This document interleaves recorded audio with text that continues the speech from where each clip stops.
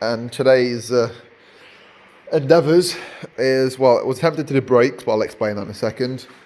Just some more bits in the engine, the loom is on, half of the coolant system being the actual the plumbing for it. The rad's still not on yet, that is literally next on our list. The that's it, the manifolds, both of them are on nicely, and we're just as we speak, Sam's grabbing the stock Mark IV radiator off the slam pack to be able to, so basically we can make little tags on the back of these bars to get it mounted up. So going on to the brakes section, we've got both of the calipers fitted in this. I went out today, bought some pads, set of Apex pads for the MX-5. Supposedly there's only one variation for this model, but I don't know if we've done something wrong or what, but they don't seem to fit. So wound all the way back, and I mean they've probably been idiots, but there's literally, it's like it's a millimetre or two too thick for this. Both, well, the variations I can find all state like 14 mil for the pads for thickness, so I don't know. So I'm going to cross that bridge when we get to it. Hopefully, if someone knows, they can put it down in the comments. If not, we may have fixed it in time by time the next one comes out. Who knows? But yeah, quite annoying. So these aren't the greatest calipers anyway, and they are absolutely tiny.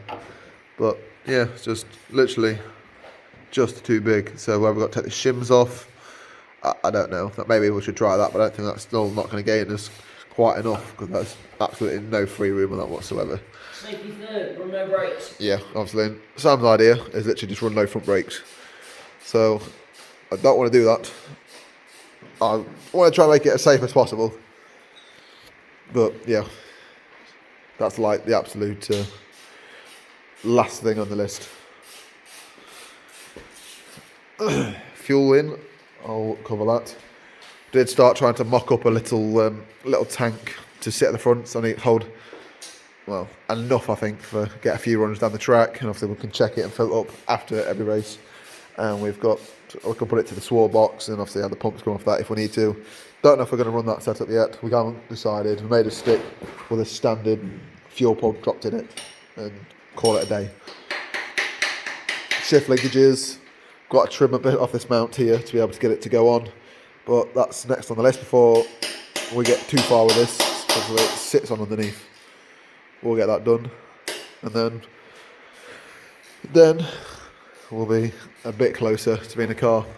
I may try and get the other side of the big plug of the ECU loom. Try and get that in. Obviously things like the MAF and that are on it.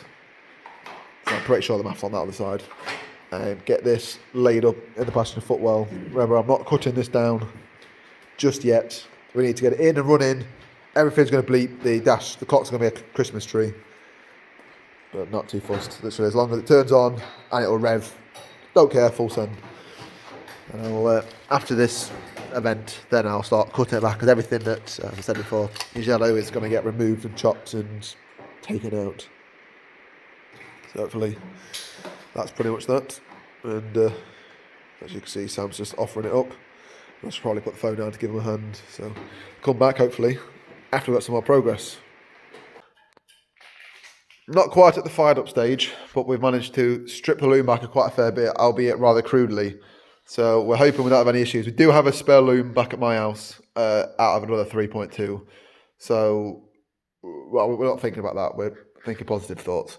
So what we essentially done is we traced back all the bits that we didn't need and physically cut it off. So we're going to have some problems, especially with the earths, I think, that I may have to chase back and, diagnose and troubleshoot. But with show you the carnage, all this is what we pulled out.